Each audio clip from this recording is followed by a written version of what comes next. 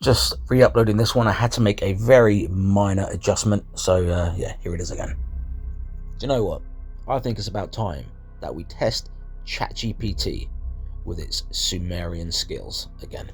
So I thought I'd start off with an average difficulty sentence, and I asked it to translate, for me, Inanna, the Great Queen of Heaven. And although it didn't get this quite right, it was very close. All that's missing is the genitive case marker on the end there. So really, it should look like this. Inanna, Ningalana. But don't take my word for it, let's show you a real-world example. Next, I thought I would try a shorter sentence, but with the relatively same difficulty level. And I asked it to translate, I bear no sin. Okay, let's just start with the cuneiform. So this cuneiform does not match this transliteration. So to start, this would be the correct cuneiform for this transliteration, and this would be the correct transliteration for that cuneiform. And neither of them say, I bear no sin.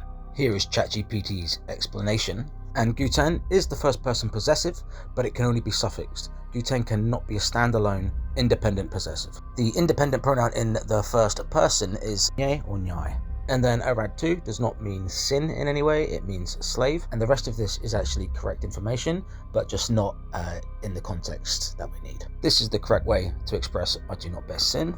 Going back to ChatGPT's translation quickly, if we get rid of Guten at the beginning, the rest of it actually says, he does not have a slave. But tuku, to have or to acquire, is a verb we could use to make this translate to what we want, simply by using the correct independent first person pronoun and obviously using the correct word for sin, and then in the verbal chain moving un to the suffixed position after the verbal stem changes it from a third person to a first person, literally saying now I do not have sin. So ChatGPT is demonstrating to me that its skills of Sumerian is no higher than a beginner at this point.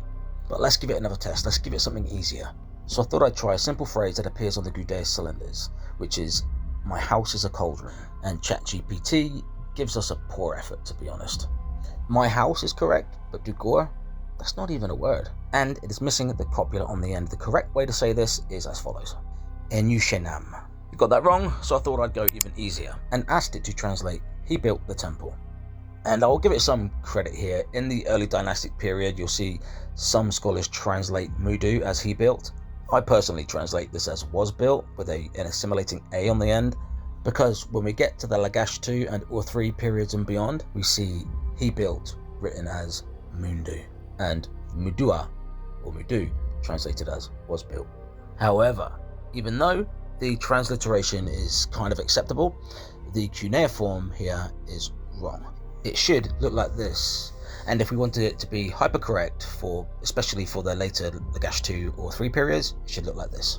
And so considering it even got that wrong, I thought of the easiest short phrase I could think of and asked it to translate that for me. I asked it to translate his king, and finally it got something 100% correct. Then I asked it one more, and it's just slightly harder than his king, and I asked it to translate for me in those days.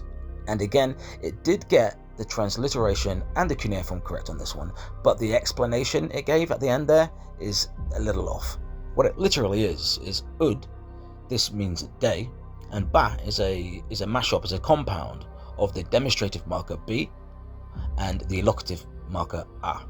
So it does actually say in those days quite literally, but it's one of those phrases that can be expressed in a number of ways and also translated in a number of ways. You might also translate this as at that time or on that day.